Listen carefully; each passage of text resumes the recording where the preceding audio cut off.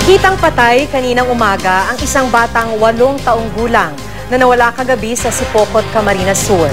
Posibleng tinangkaraw itong pagnakawan dahil may mga suot siyang alahas. Naaresto naman ang isang suspect na kapitbahay lang ng biktima. Itinanggi ng suspect ang akusasyon. Makibalita tayo kay Charissa Pagtalunan ng GMA Bicol.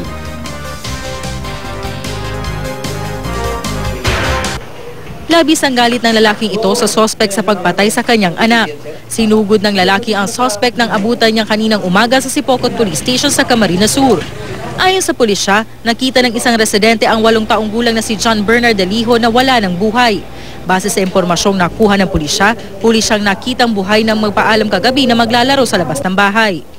Lumabas sa investigasyon na posibleng tinangkaraw pagnakawan ng sospek na si Mark de la Cruz ang biktima. May suot daw kasi ang bata na silver na kwintas at pulseras. Posibleng nanlaban daw ang bata.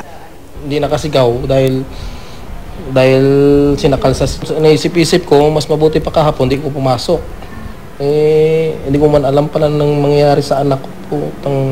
Ginawa nilang hayop ang anak ko. Tinakpan pa na ng dahon.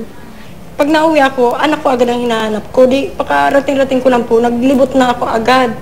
Hindi ko nakita, hindi ko nahanap. Kanina lang nakita ang bangkay ng biktima sa isang bakanting lote.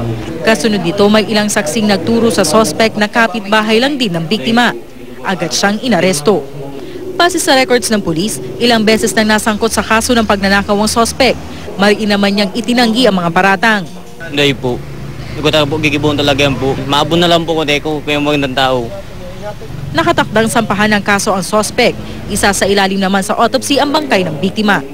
Charissa Pagtalunan, Nagbabalita, Pilipinas.